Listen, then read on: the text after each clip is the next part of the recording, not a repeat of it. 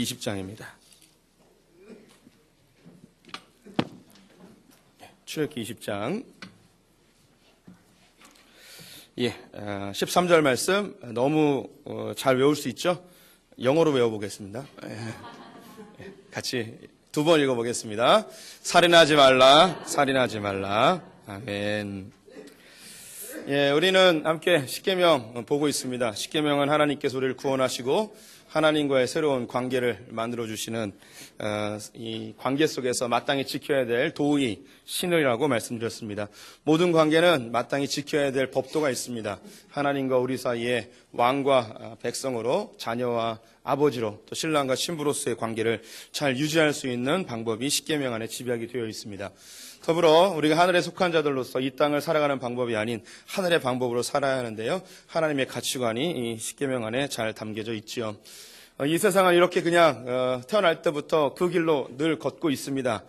물질 세계에 살고 있기 때문에 더 많이 갖고 더 높아지고 더 강해지는 것이 우리의 안정과 성공을 보장해 준다는 생각을 갖고 있습니다. 이 생각에서 그 누구도 벗어날 수가 없습니다. 모든 사람이 이 물질의 세계에 살고 있기 때문에 더 강해지고 싶고 더 많이 갖고 싶고 더 높아지고 싶은 욕구가 있습니다. 좀 정도의 차이는 있을지 모르겠지만 여기에서 벗어나기는 쉽지가 않습니다. 성경은 이렇게 흘러가는 시대가 결국 멸망할 것을 이야기해주고 여기서 돌이키기를 원하고 있습니다. 이것을 성경적 세계관이라고 하는데요. 먼저는 하나님에 대한 관념을 우리가 성경을 통해서 십계명을 통해서 바꿔주고 있습니다. 세상은 강한 신을 원합니다. 그리고 이 강한 신이 여러 명 있으면 좋고요.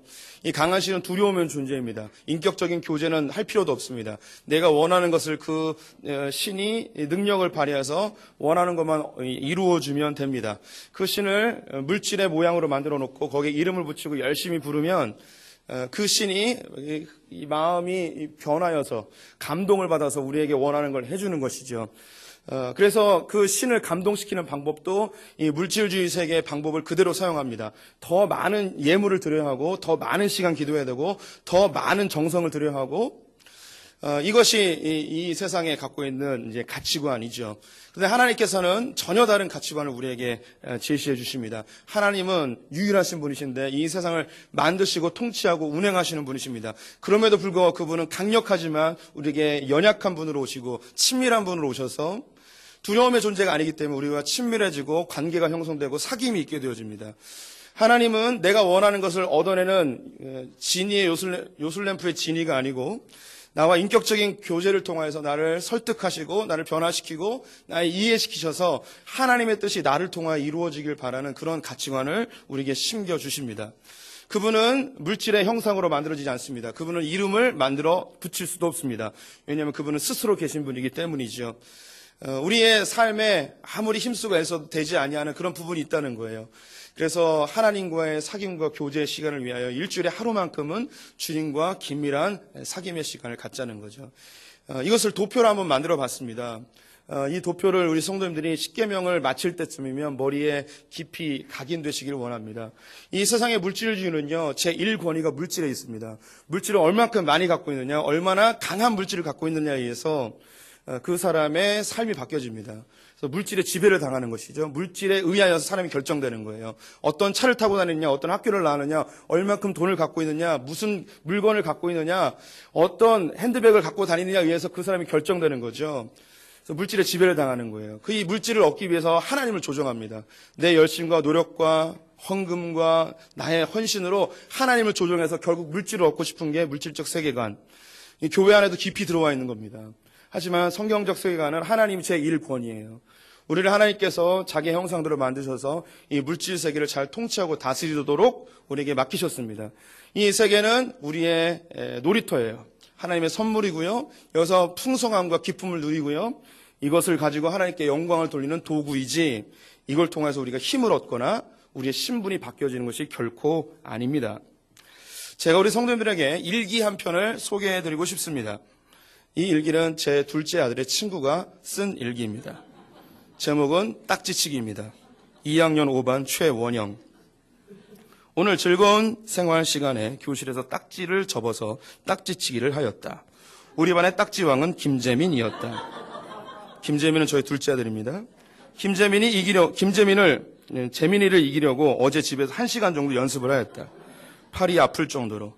하지만 역시 재민이는 딱지 왕이었다. 너무 어이없이 졌다. 재민이의 커다란 금색 딱지를 보기만 해도 겁이 났다. 나도 집에 가서 두꺼운 딱지를 만들어 봐야겠다. 이것은 저희 둘째 아들이 2학년 때 반에서 만든 문고집에 이 일기가 기록이 되어 있었습니다. 제가 이것을 사진으로 찍어서 보관을 하고 있는데요. 제 둘째 아들은 딱지치기를 굉장히 잘합니다. 조기 교육의 영향입니다. 저희 집엔 텔레비전이 없어서 아이들이 어릴 적부터 놀거리가 필요했습니다. 그래서 아내가 딱지를 접어주고 그걸 가지고 놀게끔 하였습니다. 아이들은 목숨을 걸고 딱지치기를 하였습니다. 근육이 막 발달하였습니다. 제가 여담인데요. 500원짜리 딱지가 있어요. 고무로 된 딱지. 아시는 분은 아실 거예요. 이게 되게 비싸요. 500원이거든요. 이걸 애들이 내기를 합니다. 그러면 재민이가 이걸 따옵니다. 막 다 열심히 따와요. 그러면 큰 놈이 벼룩시장에 나가. 이걸 하나에 100원씩 팝니다. 그래서 몇 년 전에 2만 얼마를 이렇게 벌어왔습니다. 예. 안타까운 건 그 다음 해부터 아파트에 벼룩시장이 없어졌다는 겁니다. 집에 아직도 몇천 개, 몇백 개의 딱지가 아직도 집에 있습니다. 조기 교육의 효과를 톡톡히 보았죠. 참고로 둘이 반땡했습니다. 10,000원씩.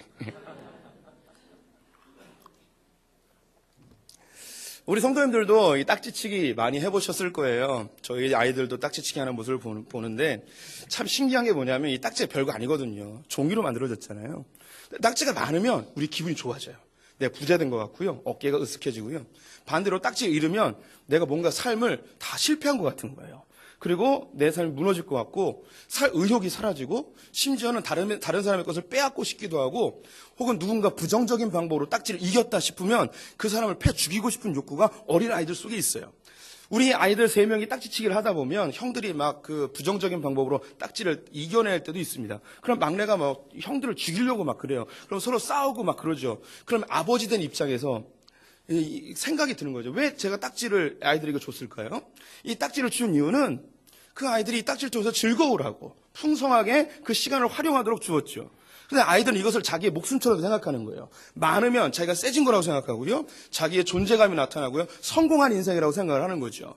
반면에 이 딱지가 없어지면 자기는 죽어야 되고 자기는 필요 없는 존재고 쓸모없는 존재고 자기의 모든 삶의 방향이 이 딱지의 양에 의해서 결정되는 모습을 보면서 아버지 입장에서 얘네들이 싸우니까 서로 더 가지려고 그럼 이걸 뺏어버리죠. 없애버리는 거예요. 쓰레기통에 넣어버리죠. 그걸로 인해서 아이들 가운데 평화가 임하게 되어집니다. 그런데 이 딱지 이야기를 했는데 딱지뿐만이 아닙니다. 점점 나이가 들면서 이 딱지가 다른 매체로 바뀌어지죠. 구슬, 장난감, 혹은 아이들에게 요즘은 컴퓨터 게임일 수도 있습니다. 인터넷 게임을 하게 되면 아이템이라는 걸 얻습니다. 돈 주고 얻기도 하고요. 자기의 것을 누군가가 뺏어가면 실제로 그 PC방을 찾아가서 칼로 찔러 죽이는 일까지 벌어지게 됩니다. 이것이 그러면 우리들에게는 어떤 것으로 다가올까요? 물질입니다. 하나님께서 우리에게 물질을 주신 이유는 이거 가지고 잘 놀으라는 거예요. 싸우고 더 갖고 이걸 통해서 내 존재감을 드러내고 성공이라고 생각하고 뭐 이렇게 하지 말고 이거 가지고 잘 놀으라는 거죠. 하나님께서 이거 가지고 자꾸 싸우면 어떻게 하실까요? 물질을 없애버리는 거예요. 그게 요한계시록에 나오는 거예요. 무너졌도다 큰 성 바벨로나. 이 바벨론의 음녀가 모든 사람들을 다 미혹하여서 하나님을 잊어버리게 하고 서로 다 공멸하게 되어지는 세상으로 흘러가는 거예요. 우리 성도님들 아이들의 세계를 보면 하나님의 시각을 배울 수가 있습니다. 아이들이 딱지 가지고 목숨 걸고 싸우듯이 지금 우리 이 땅에 있는 이 사람들은요 물질 가지고 지금 목숨 걸고 싸우고 있는 거죠. 이 가치관을 우리 성도님들이 분별해 내어 주셨으면 좋겠어요. 이런 가치관은 하나님만이 주실 수가 있어요. 왜냐하면 그분이 이 물질 세계를 창조하셨기 때문이죠. 누가 더 좋은 핸드백 갖고 다니느냐, 누가 더 좋은 차 타고 다니느냐, 누가 더 좋은 직장 다니느냐에 의해서 사람들이 평가되어지는 이 세상. 우리 성도님들도 지긋지긋하지만 그걸 원하잖아요.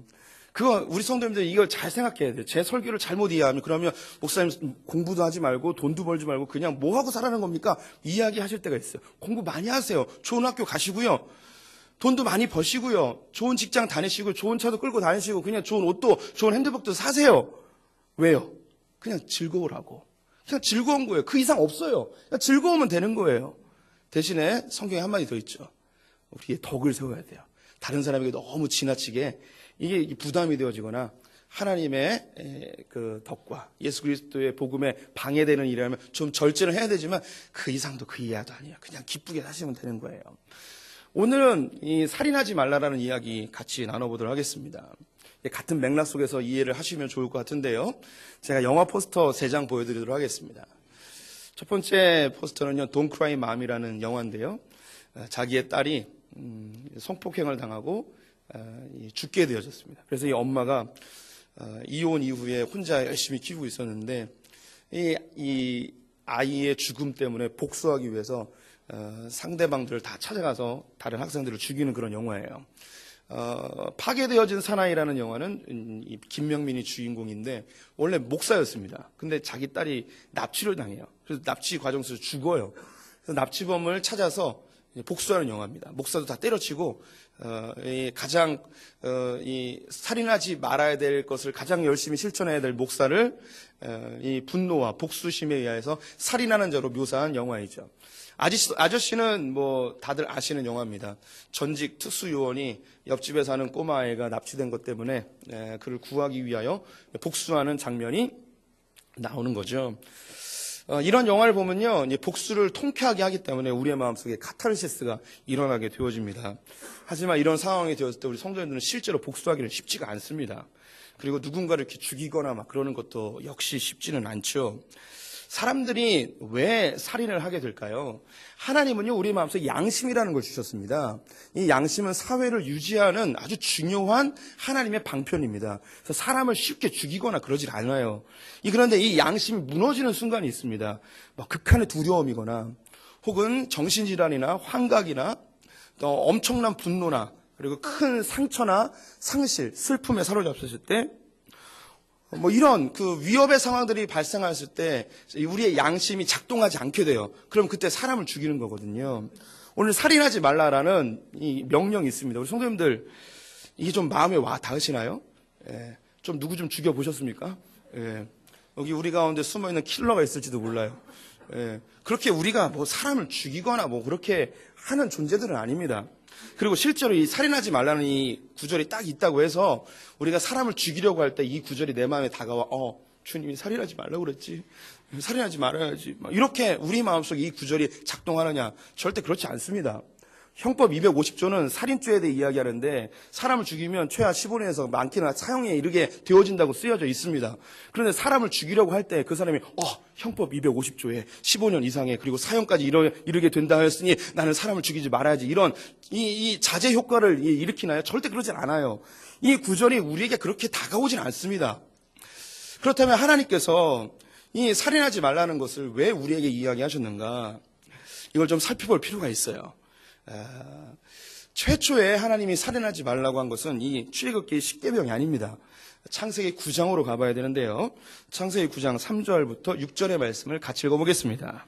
모든 산동물은 너희의 먹을 것이 될지라 채소같이 내가 이것을 다 너희에게 주노라.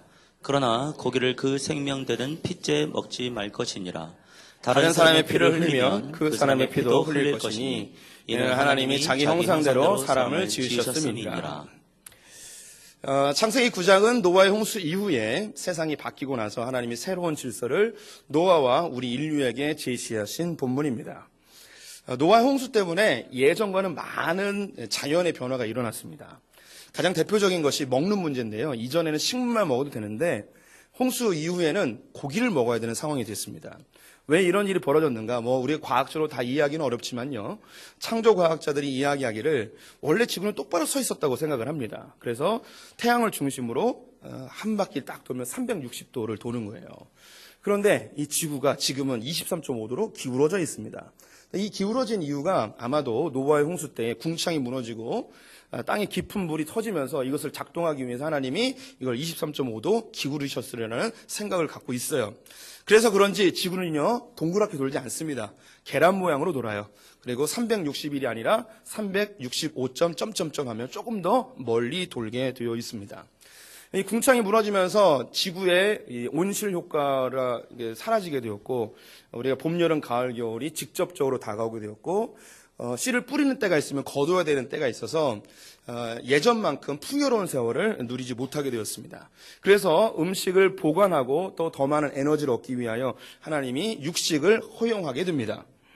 근데 이 육식을 허용하면서 주님이 두 가지의 제한을 하시는데요. 첫째는 피채 먹지 말라는 겁니다. 왜냐하면 피에는 생명이 있기 때문인데요.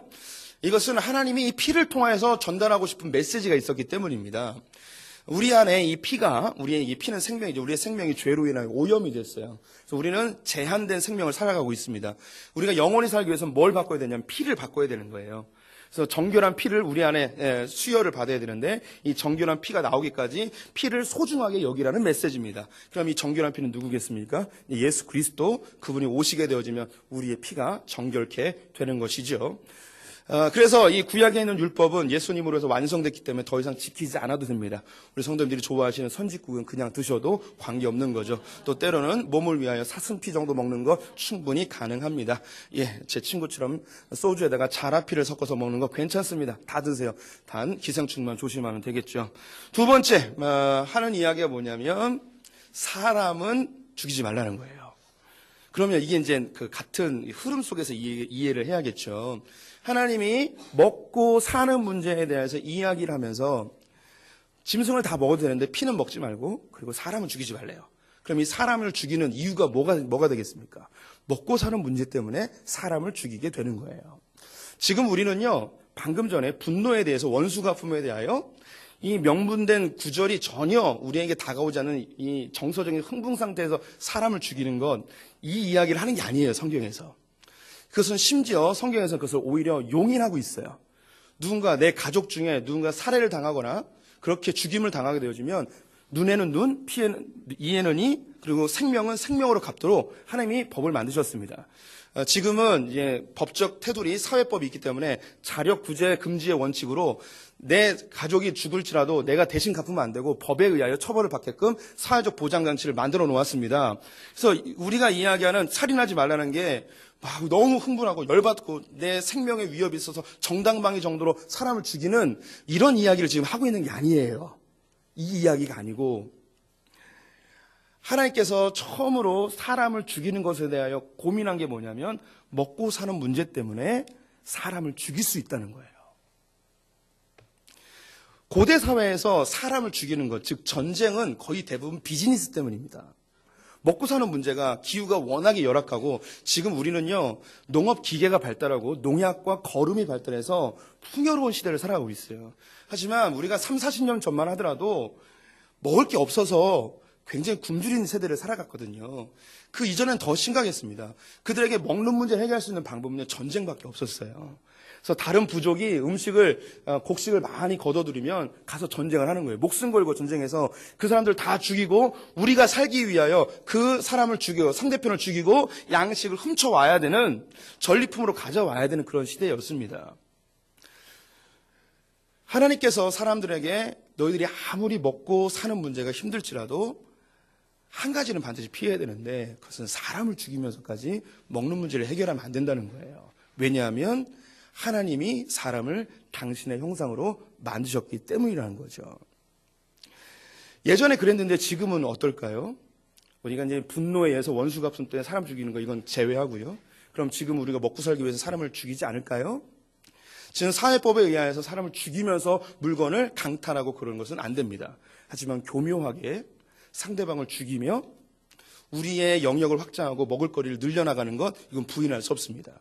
가장 쉽게는 우리 성도님들 이미 장사하시고 사업하시고 회사를 운영하시는 분들 내가 살려면 어떻게 되냐면 상대 회사가 없어져야 돼요. 상대 회사를 죽여야 돼요.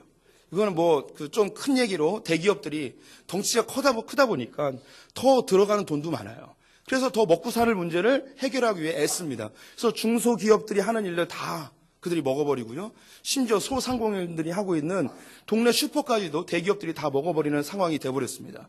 그러면 그 중소기업과 그 동네 소상공인들은 자기의 영업 터전이 대기업에 의해서 몰수당해버렸으니 그들은 어떻게 되느냐. 먹고 살 게 없어서 그들은 이미 많은 것들이 빚진 상태에 있기 때문에 이것을 해결할 수 없어서 스스로 목숨을 끊어버리는 상황까지 이르게 되는 거예요. 지금도 이 사회는요. 법의 울타리 안에서 이미 전쟁과 살인이 자행되어지고 있습니다. 부인할 수 없는 일이에요. 역대상 21장을 보게 되면 나봇이라는 사람이 등장합니다. 이 사람의 직업은 포도원을 관리하는 사람이었어요. 경작하는 사람이죠. 그런데 그때 왕이 아합이라는 사람이었는데요. 왕궁에서 궁궐 밖을 바라다 보니 너무 탐스럽게 잘 가꿔진 이 포도밭이 보이는 거예요. 근데 그것을 갖고 싶은 겁니다. 그래서 사람을 보내서 그 나봇에게 그 포도원을 나에게 좀 팔으라라고 하였는데, 하나님께서 우리 조상들에게 주신 기업이니 내가 잘 관리해야 되기 때문에 팔 수가 없습니다라고 하였습니다. 이스라엘 백성들은 하나님께 주신 그 기업을 잘 관리하여서 영원토록 지키는 걸 그들의 사명으로 알았습니다. 그런데 왕이 달라고 할지라도 하나님의 사명이 더 우선되기 때문에 절대 팔지 않았죠. 이 아합은 하나님을 좀 두려워하는 자여서 그 땅을 억지로 빼앗진 않았습니다. 하지만 침실에 들 때에 부인이 그 왕의 얼굴을 보니 너무 시무룩한 거예요. 물어봅니다. 여보, 얼굴 색이 왜 그래요? 내가 포도원을 갖고 싶은데 포도원을 안 파네? 그래서 이세벨이라는 그 아내가 하나님을 전혀 두려워하지 않는 자죠. 하나님의 질서를 전혀 모르는 여인이에요. 그래서 사람들을 매수해서 이 나봇을 모함하여 그를 역적으로 몰아 그를 죽여버립니다. 그리고 그의 땅을 자기 남편에게 주죠. 이런 부인이 필요한데요. 참, 나는 주님 잘 믿고 마누라는 나쁜 짓에서 돈 갖다 주고 우리 모든 남편들이 원하는 그런 여인의 스타일이 아닐까 싶습니다. 농담이고요. 그 이세벨은요, 자기 남편, 같은 마음이죠. 아합도 비슷한 마음이었을 겁니다. 자기가 원하는 것을 얻기 위하여 그 탐욕 때문에 사람을 죽이고 그것을 빼앗아 버립니다. 이것이 물질주의 세계 속에서 너무나 흔하게 일어나는 거예요. 내가 원하는 것을 누군가 가로막으면 이걸 뚫고 나가는 거예요. 해쳐버리고 다 없애고 다 죽여서라도 내가 원하는 것을 얻어내는 거죠. 힘이 강하면 강할수록, 높은 곳에 있으면 있을수록, 부자면 부자일수록 더 이 욕구가 더 강해요. 내 앞에 그 누구도 내 앞길을 방해해서는 안 되죠. 우리는 이런 소식을 거의 매일마다 뉴스를 통해 듣습니다. 요즘 최고의 관심사항이기도 한데요. 보복운전이 있습니다. 내가 운전하고 가고 있는데 내 앞길을 누가 가로막는 거예요. 내 앞길을 누가 가로막어? 내 시간을 낭비하고 내가 멈춰야 돼? 내가 손해보는 것 같은 거예요. 감정적으로, 시간적으로, 정서적으로 이 손해를 보니 이걸 견딜 수 없습니다. 그럼 어떻게 해야 돼? 내 앞을 가로막는 자 다 죽여버리는 거예요. 이게 우리 안에 있는 이제 욕구이죠, 욕구. 우리 성도님들도 운전하면서 여러 명 죽였을 겁니다. 이 눈에서 레이저가 나갔으면 이미 다 죽었습니다. 벌써 교회 오면서도 몇 명 죽였습니다. 저도 아마 죽었을 겁니다. 제가 그 군대에서 헌병했다고 말씀드렸잖아요. 헌병의 주 업무는 교통정리예요. 그러면 말 더럽게 안 듣는 군인들이 있어요. 그럼 정말로 사투리가 나오네요. 정말로 눈에서 레이저가 나갔으면 좋겠어요. 그래서 선을 따라서 레이저를 쭉 해서 차 반으로 쫙 짜겨버리고 싶고 그런 욕구가 있었어요. 이 우리의 마음속에 내 앞길을 가로막는 것에 대하여 견디지 못하고 다 없애려는 마음이 있습니다. 성경이 이야기하는 이 살인하지 말라는 것은요, 우리의 삶에 먹고 사는 문제에 대하여 내 앞에 그 장애물에 대해서 내게 손해를 끼치는 그 존재에 대해서 없애고 싶어하는 이걸 이야기하는 거예요. 예수님께서 이 구약에 있는 내용을 실제로 확장하여서 설명을 해주고 있습니다. 해석을 해주고 있는 것이죠. 마태복음 5장 21절과 22절 말씀 같이 한번 읽어보도록 하겠습니다. 함께 읽습니다. 옛사람에게 말한 바 살인치 말라. 누구든지 살인하면 심판을 받게 되리라 하였다는 것을 너희가 들었으나 나는 너희에게 이르노니 형제에게 노하는 자마다 심판을 받게 되고 형제를 대하여 라가라 하는 자는 공회에 잡혀가게 되고 미련한 놈이라 하는 자는 지옥불에 들어가게 되리라. 아멘. 예수님께서는 구약에 있는 살인하지 말라는 것을 확장하여 설명하십니다. 즉, 그 본질에 대해서 이야기를 하고 있는 것이죠. 유대인들은요, 자기는 사람 안 죽였다는 거예요. 그럼 끝난 거죠. 난 율법을 잘 지켰다는 거예요. 우리 성도님들도 이 율법 잘 지키고 있습니다. 사람 죽인 분 없습니다. 우리 가운데 파리 하나 죽이기도 쉽지 않은 분들이 우리 안에 있을 수 있어요. 이런 분들에게 이 본문이 무슨 의미가 있냐는 거예요. 나는 사람을 죽인 적이 없는데, 나는 앞으로 죽일 생각도 없고, 혹시 내게 이렇게 대단히 흥분한 일들, 분노의 일들이 일어날지라도 원수 갚는 것은 하나님께 있기 때문에 나와는 상관없어서 나는 법에 맡기고 나는 죽일 생각이 없습니다. 라는 이런 분들에게 살인하지 말라가 무슨 의미가 있냔 말이죠. 주님이 이야기하는 거예요. 얘들아, 그냥 사람 찔러 죽이고 이런 이야기가 아니다, 이게. 너희들 속에 형제에 대하여 분노하며 그 형제를 바보라, 병신이라, 천치다 무시하고 그 안에 상처 주며 또 그에 대하여 미련한 자라 이야기하며 쓸모없는 존재라고 이야기하는 너희들의 마음, 네 마음을 좀 보라는 거예요. 살인의 히브리어의 의미는 뭐냐면 잘라내다라는 뜻입니다. 우리는요, 우리 마음속에 경제적 손실, 우리의 안에 있는 이 손해를 일으키는 존재에 대해서 견디지 못합니다. 그래서 우리 마음속에 이 사람들을 끊어내고 싶은 욕구가 있습니다. 실제로 가장 많이 살인 욕구가 일어나는 현장인 우리 성도들의 가정을 보겠습니다. 우리 가정 속에 자녀가 있는데 이 자녀가 계속 문제만 일으키는 거예요. 내가 열심히 돈 벌어왔는데 내 돈의 거의 대부분은 내 자식 뒤처리하는 데 다 사용되고 있는 거예요. 맨날 뭐 사달라고 그러는 거예요. 맨날 잊어버려요. 핸드폰도 한 달이 멀다고 다 깨버려요. 없어져요. 그럼 또 사달래요. 그럼 내가 갖고 있는 이 월급의 재정이 계속 그 아이에게 밑빠진 독처럼 계속 흘러가고 있는 거죠. 이때 우리 성도님들 무슨 생각이 드냐 말이에요. 때로 우리 부모님, 경제적 손실이 가장 큰 우리 부모님들, 건강도 안 좋아요. 용돈도 드려야 돼요. 생활비도 없으세요. 모아놓은 것도 없으세요. 근데 계속 경제적 손실이 계속 되는 거예요.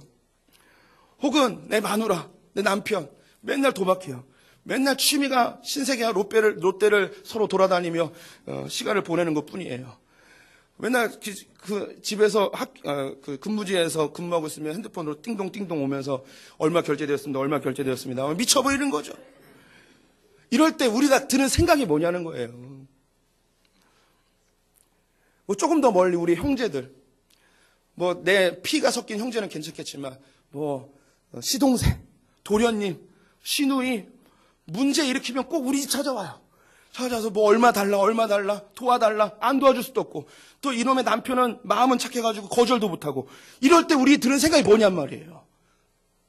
저런 밀어넣는 놈, 바보 같은 놈, 쓸모없는 놈, 피해만 주는 놈. 그때 드는 생각이 뭐냐면 살인에 대하여 생각이 납니다. 무슨 생각이 드냐? 잘라내버리고 싶은 욕구가 드는 거예요. 저는 목사입니다. 교회를 목회하다 보면 그런 생각이 들 때도 있습니다. 가끔.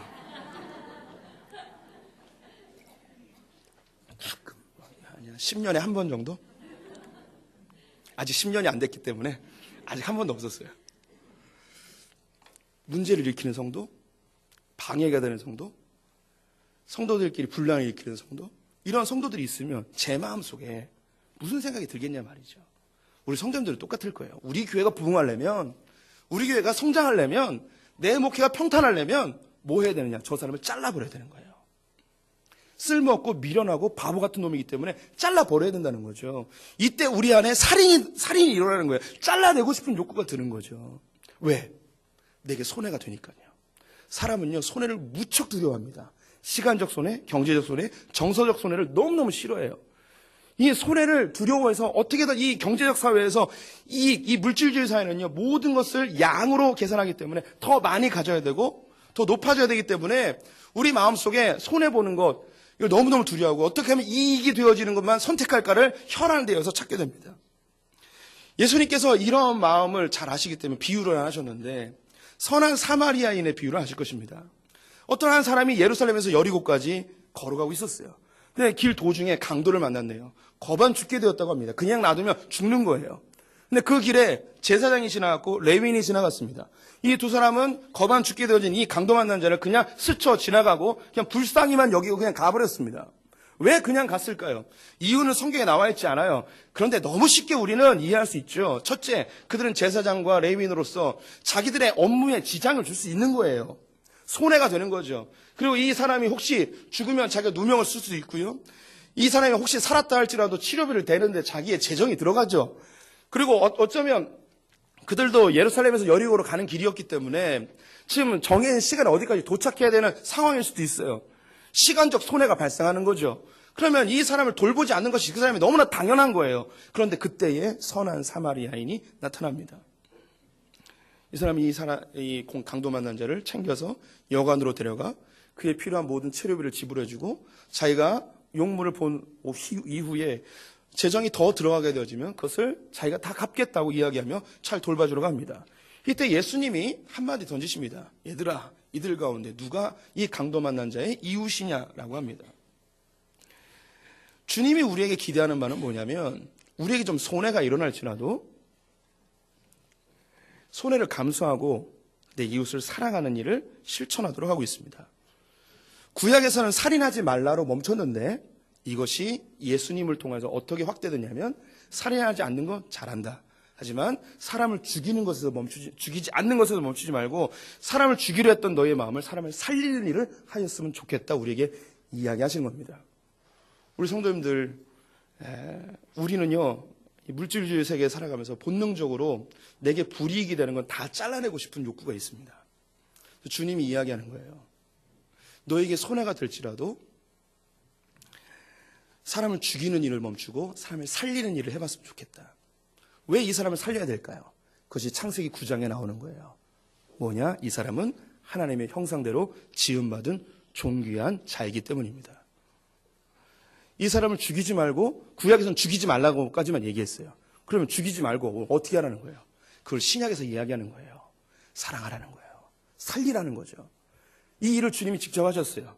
죽여도 되고 마땅히 하나님께서 우리를 끊어내도 되는 우리를 위해서 예수님께서 오셔서 자기를 죽이시고 우리를 살리셨습니다. 내가 너희를 사랑한 것처럼 너희도 서로 사랑하라는 거죠. 즉 우리가 죽기를 각오하고 내가 손해볼 것을 각오하고 하나님의 형상으로 지음받은 지금 아직 완성되지 않은 우리의 지체들을 품어주고 기다려주고 용서하고 사랑하라는 거죠. 이게 살인하지 말라의 진짜 의미예요. 갈라디아서 5장 14절과 16절 말씀 같이 읽어보도록 하겠습니다. 함께 읽겠습니다. 온 율법은 내 이웃 사랑하기를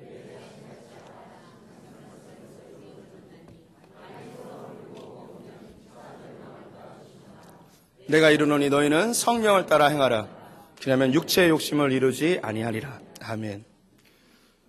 주님은 우리에게 서로 사랑하라고 이야기합니다. 나를 죽이고 손해보기를 각오하고 서로 사랑하래요. 나누라는 거예요.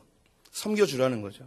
근데 만일 서로 자기의 이익을 위하여 자기의 먹고 사는 문제 때문에 서로 물고 뜯고 하게 되어지면 결국 어떻게 되냐? 피차 멸망하게 되어진다고 합니다.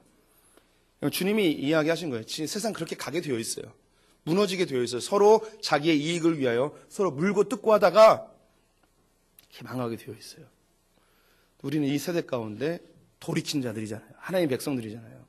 성령을 따라 살게 되어지면, 즉 나를 죽이고 내 지체들을 사랑하게 되었을 때 내 가족들, 내게 손해를 끼치는 그들에게 대하여 하나님의 마음으로 대할 때에 우리 안에 욕심이 사라지는 거예요. 즉 물질적 세계관이 멈춰지고 하나님의 세계관으로 우리가 채워지게 됩니다. 우리 성도님들 이런 얘기하면요, 그럼 꼭 물어봐요. 언제까지 참아야 되고 언제까지 그렇게 기다려야 되고 언제까지 내가 그 밑빠진 독에 물 부어야 됩니까? 그런 생각이 들어요. 주님이 그래서 얘기했어요. 70번에 7번까지 하라고. 그 말은요, 끝까지 해보라는 거예요. 또 한 가지 약속이 있습니다. 주님이 기억해 주신대요. 우린 주님 보고 사는 겁니다. 살인하지 말라는 단순히 사람 죽이는 게 아니고요, 죽이고자 했던 우리의 속성을, 사람을 살리는 일, 내게 손해를 끼치는 자들을 끊어내려고 했던 것을 하나님의 형상으로 온전히 회복되기까지 기다려주고 사랑해주는 것, 이것임을 기억해 주시기 바랍니다. 우리 찬양한 곡 하죠.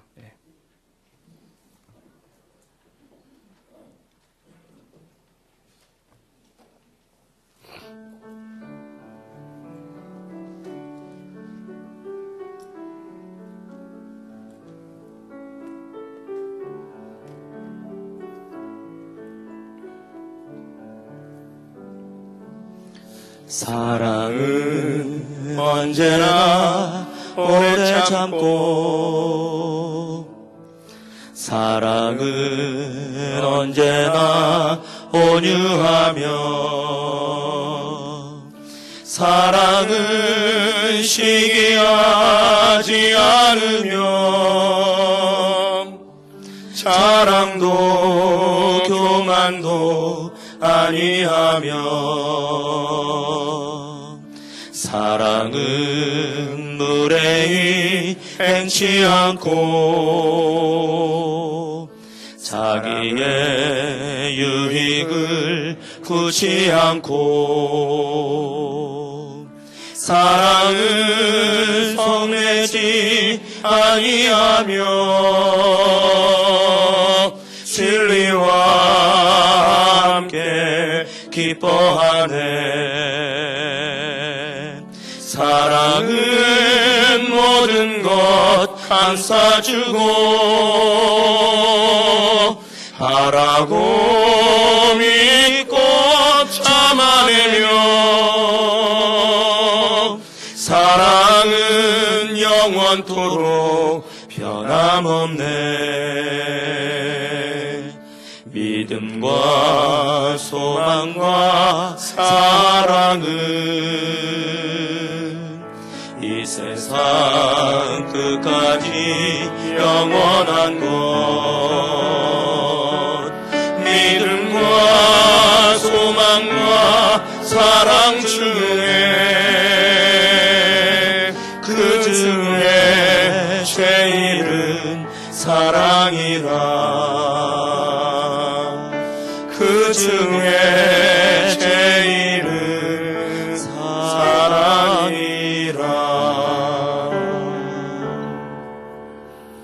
하나님, 우리가 물질주의 세계에 살아가며 더 많이 소유하고 더 강해지고 더 높아지기 위한 우리의 삶의 방향성을 인정하게 됩니다.